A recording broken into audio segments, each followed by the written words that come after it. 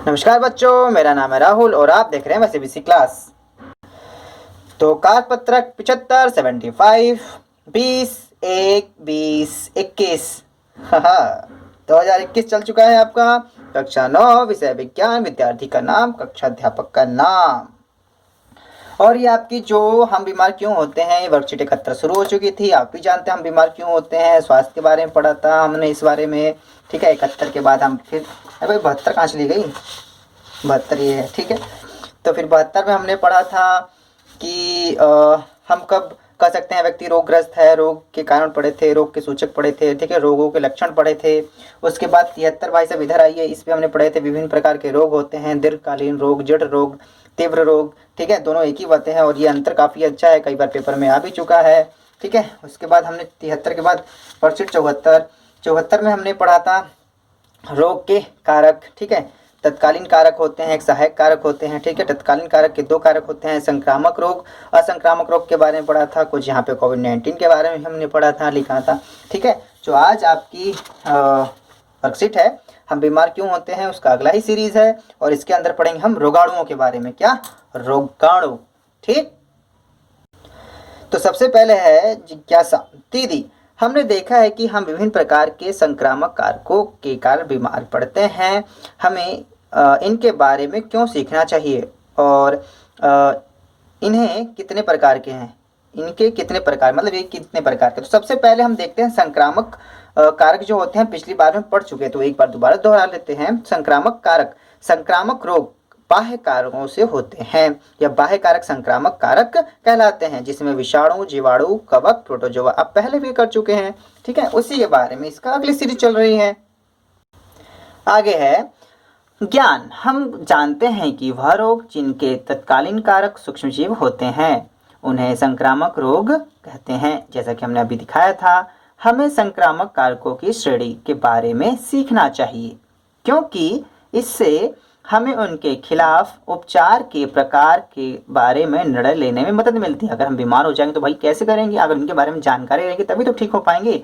जैसे antibiotic, antibiotic दवाई मतलब जो हम एक दवाई खाते हैं जो रोगों के खिलाफ लड़ाई करता है, ठीक है, एंटीबायोटिक दवाई कहते हैं उसे।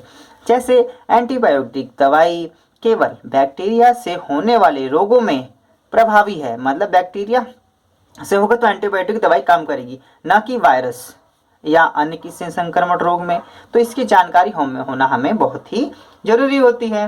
रोग उत्पन्न करने वाले जीवों की श्रेणी की एक विस्तृत श्रृंखला है जिसमें कुछ वायरस, ठीक है, कवक, फंजाई, बैक्टीरिया, एक कोश के जंतु हैं और अनेक प्रकार के परजीवी कृमि होते हैं, कृमि भी हैं। जैसे हमने पिछली बार भी पढ़ा था उस सीरीज को ये आगे बढ़ा रहे हैं।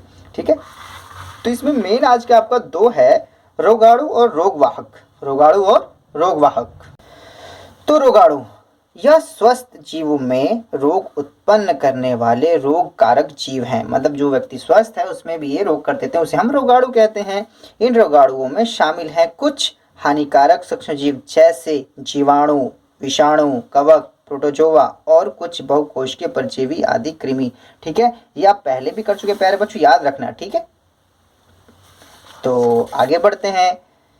कृमि आदि। रोगवाहक, वाहक मतलब समझ लो वाहन होता है ना, वाहन एक जगह से दूसरी जगह जा रहे हैं तो ये कैसे फैलता है, ये वो जीव हैं जो एक संक्रमित जीव से रोगाणुओं को स्वस्थ व्यक्ति में स्थानांतरित करते हैं, जैसे मच्छर, चूहा, कुत्ता, बंदर और कुछ कीट। ठीक, और यहाँ पे आपका रेबीज रोग है। रोगवाहक होता है किसके द्वारा, कुत्ते और बंदर के काटने से ये आपका रेबीज फैलता है के द्वारा होता है। इसमें आपकी कुछ कैटेगरियां बांटी गई हैं, इस कैटेगरियों को एक बार देख लेते हैं। ठीक है, तो हो गया ये बैक्टीरिया से होने वाले, वायरस से होने वाले, प्रोटोजोआ से होने वाले, परजीवी कृमि से होने वाले। याद रखना ये कई बार आपका पेपर में पूछा गया है कि विषाणु से होने वाले, जीवाणु से होने वाले, प्रोटोजोआ और कवक और प्रोटोजोआ से होने वाले रोगों के एक एक नाम अलग से बताने होते हैं बच्चों। मैं आपको पहले भी कई बार दिखा चुका हूं, लेकिन एक बार और दिखाने की कोशिश करता हूं। SA2 2020 जो मार्च में हुआ था आपका। ठीक है, ये देखिए, ये रहा दिए गए चित्र पर आधारित वायु द्वारा एक रोगवाहक फैक्टर द्वारा फैले वाले एक रोग का नाम बताना। ये आपकी बार यहाँ वायु द्वारा पूछ लिया, ठीक है। जीवाणु प्रोटिस्टा जगत में संबंधित है, ठीक है। ये सब चीजें मैं सॉल्व भी करा चुका हूँ, तो उसे आप देख भी सकते हैं, ठीक है। तो कहने का मतलब है, इसे आप ध्यान से पढ़िएगा, इसमें 5 नाम या 4 नाम याद कर लेंगे तब भी काम हो जाएगा। तो पहले बैक्टीरिया से होने वाले रोग, इन्हें बैक्टीरियल या बैक्टीरिया जनित रोग भी कहते हैं। टेटनस, टाइफाइड बुखार, निमोनिया, प्लेग, टीबी, क्षय रोग, कुष्ठ रोग, हैजा, डिप्थीरिया, काली खांसी, गोमोरिया, सिल्फ्स, ठीक है, एथेक्स, ठीक है। तो इस पर कुछ रोग हैं। अब पढ़ते हैं वायरस से होने वाले रोग। इन्हें वायरल या वायरस जनित रोग भी कहते हैं। इन्फ्लूजा, डेंगू बुखार, छोटी माता, छोटी चेचक, खसरा, गलसुआ, एड्स, पोलियो, सर्दी जुकाम और इसी के अंदर कोविड-19, ठीक है। तो कोविड-19 देखो वायरस चल रहा है ना, कोरोना वायरस, तो किसके अंदर है ये याद कर लेना, वायरस से फैलने वाला रोग है आपका। हेपेटाइटिस, हर्पिस, दिमागी बुखार, रेबीज, ठीक है। अब आता है प्रोटोजोआ से होने वाले रोग। मलेरिया, कालाजार, लिमेशिया से होने वाला निद्रालु व्याधि, ट्रिप्रोसोमा से होने वाला एमीबियासिस।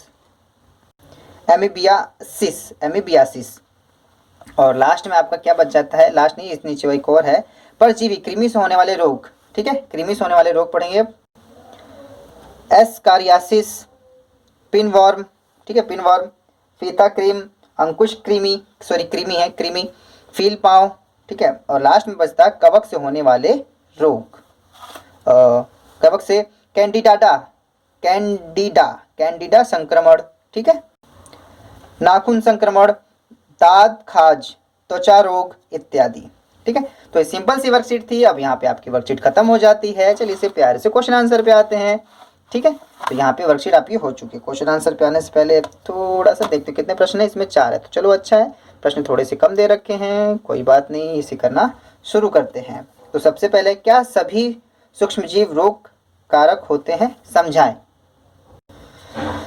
तो पहले का उत्तर है नहीं, सभी सूक्ष्मजीव रोग कारक नहीं होते हैं। दही में अनेक सूक्ष्मजीव पाए जाते हैं, जिसमें लैक्टोबैसिलस, ठीक है, लैक्टोबैसिलस नामक जीवाणु प्रमुख है, जो दूध को दही में परिवर्तित कर देता है। लैक्टोबैसिलस, ठीक है, याद रखना, कई बच्चे वैसे भी नॉर्मल पूछ लेते हैं, ठीक है। तो पहले का उत्तर आपका इस प्रकार से यहाँ तक हो जाता है। अगर आपको ये चीज़ दिखाऊं तो आप लैक्टोबैसिलस पहले भी पढ़ चुके हैं, मेरे पास 8वीं की किताब है, ठीक है, 9th में आए होंगे, ये देखिए कक्षा 8वीं की किताब है, ठीक।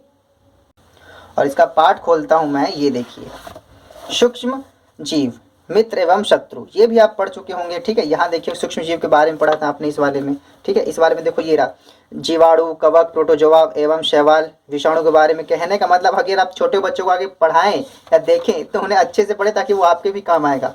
यहाँ देखिए जीवाणु, ठीक है, और यहाँ पे देखेंगे शैवाल, यहाँ देखो प्रोटोजोआ, ये दोनों होते हैं प्रोटोजोआ आपके।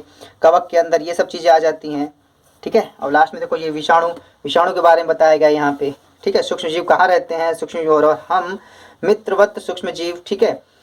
और सूक्ष्म जीव कार्य में उपयोग किए जाते हैं। इनका उपयोग दही, ब्रेड एवं केक बनाने में किया जाता है। अरे केक वाला तो याद रखें, ये अरे दिखाई नहीं दे रहा ना, ये वाला केक बनाने में भी किया जाता है। दही तो बनाने, ब्रेड भी बनाने में किया जाता है, ठीक है। जो आप आटा गूंथ के रख देते हो तो फूल नहीं जा, सूज जाता है, तो उसे ही कहते हैं, ठीक है। और ये देखो, ये रहा दही एवं ब्रेड का बनना। आप कक्षा 7वीं में पढ़ चुके हैं, अच्छा मैं कक्षा 8वीं का दिखा रहा हूँ, तो ये आपको और पीछे ले जा रहा है। कक्षा 7वीं में पढ़ चुके हैं कि जीवाणु दूध को दही में परिवर्तित कर देते हैं, ठीक है। तो कोई ये रहा, ये आपका दही में अनेक सूक्ष्मजीव पाए जाते हैं, जिसमें लैक्टोबैसिलस नामक जीवाणु प्रमुख है, जो दूध को दही में परिवर्तित कर देता है। वह दूध को जनन कर उसमें दही की परिवर्तित कर देता है। जीवाणु पनीर, चीज़, अच्छा इंग्लिश में चीज़, अचार एवं अनेक खाद्य पदार्थों में उत्पन्न के सहायक है, ठीक है। कुछ आगे और भी पढ़ सकते हैं। कहने का ये मतलब, जो चीज़ आप पढ़ रहे हो पहली बार नहीं पढ़ रहे हो, ये सब समझ में आया। सूक्ष्म जीवों का वाणिज्य उपयोग, वाणिज्य में आपको पता, शराब बनाने में बड़े स्तर पर अल्कोहल, शराब एवं एंटीएसिड का उत्पन्न सूक्ष्म जीवों द्वारा किया जाता है कई जगह पर। लेकिन दही वाला आपका काफ़ी सिंपल है, उसे आप आसानी से याद कर सकते हो। वैक्सीन, वैक्सीन वैक्सीन चिल्लाते हैं, हिंदी में इसे टीका कहते हैं। ठीक है, अब टीका किसे कहते हैं ये भी एक बार देख लेते हैं। जब रोग कारक सूक्ष्म जीव हमारे शरीर में प्रवेश करता है, जैसे कोरोना वायरस हमारे शरीर में घुस जाता है तो लड़ने के लिए हमारे शरीर प्रतिरक्षा उत्पन्न करता है। ठीक है, शरीर को यह भी स्मरण होता है कि वही सूक्ष्म अगर हमारे शरीर में पुनः प्रवेश करता है तो उसके किस प्रकार लड़ा जाए। इसी वजह से जो कोरोना वायरस आया है शरीर को हमारे नहीं पता, ये नया रोग है, इसी वजह से वैक्सीन बनाने में टाइम लग रहा है, टेस्टिंग करने में टाइम लग रही है। तो जैसे ही बन जाती है और पता ही कुछ बन भी गई है और आप सबको लगना भी शुरू हो गया है कि ठीक है।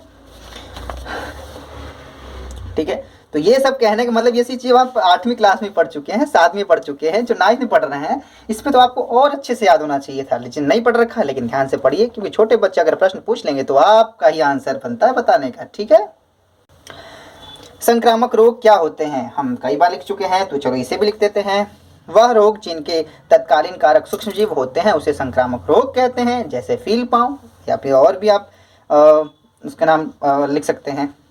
ठीक है, बैक्टीरिया और वायरस से होने वाले पांच रोगों के नाम देखो पूछ लिया। ये रहा बैक्टीरिया वाला, ये रहा आपका। ठीक है, बैक्टीरिया से होने इतने सारे बैक्टीरिया से है, ये वायरस से है। ठीक है, तो इस प्रकार से लिखेंगे। प्रश्न नंबर 3 का आंसर, बैक्टीरिया से होने टेटनस, टाइफाइड, बुखार, निमोनिया, हैजा और काली खांसी। ठीक है, वायरस खसरा, एड्स, पोलियो, सर्दी जुकाम, कोविड-19। ठीक है, तो सर्दी जुकाम का ही भाई बहन के नाम से जाना जाता है इन दोनों को, ये उसी कैटेगरी का आपका वायरस है। ठीक है, और अगर आपको और लिखना है तो यहाँ से और लिख सकते हैं। आपके जो होते हैं वायरस वाले, ये आपका ये वायरस वाले हैं, ये आपके बैक्टीरिया वाले हैं। आगे आते हैं, आगे कौन सा है अंतिम, कालाजार और निद्रालु व्याधि रोग के कारकों के नाम बताएं। अब देखो यहाँ पे लिखा ही गया था, देखो कालाजार लिशमानिया से होने वाला और निद्रालु व्याधि ट्रिप्नोसोमा से होने वाला। तो इस प्रकार से आप लिख सकते हैं, यहाँ पे भी इस प्रकार से इसका आंसर है। ठीक है, तो अलग से लिख लिया, कोई दिक्कत की बात नहीं है। उम्मीद है चीज़ें आपको समझ में आई होगी और क्लास 8 की एक बार किताब देख लीजिएगा। ठीक है, और इसके इंडेक्स देखोगे एक बार, आप लोगों की याददाश्त पुरानी हो जाएगी, पुरानी से ताज़ा हो जाएगी। देखो ये रहा अध्याय 1-2, पहला है फसल, सूक्ष्मजीव, मित्र एवं शत्रु, ये फर्स्ट टर्म और सेकंड टर्म दोनों में आता है ये आपका बच्चों का। देखो धातु अधातु, ये कक्षा क्लास 10th में जाओगे तो स्पेशल आपको मिलेगा ये पे। ठीक है, और ठीक है ये रहा दहन ज्वलन, बाकी अगर आप देखना दिखा दूँ, और किशोरावस्था, बल तथा दाब, देखो ये रहा घर्षण। ठीक है, ध्वनि तो अभी आपके वर्कशीट में भी नहीं पढ़ाई गई, देखो आप 8वीं क्लास में भी पढ़ चुके बच्चों, जिसने अगर किताब पढ़ी है तो देख समझ जाएगा। सेकंड टर्म में यह तो विद्युत धारा का रासायनिक प्रभाव। ठीक है, प्रकाश, ठीक है कुछ, ठीक है बाकी तो समझ ही रहे होंगे। उम्मीद है कुछ चीज़ें आपको नई सीखने के लिए मिली होगी। मैं से बेसिक क्लास की इस वीडियो को देखने के लिए धन्यवाद। जय हिंद, जय भारत।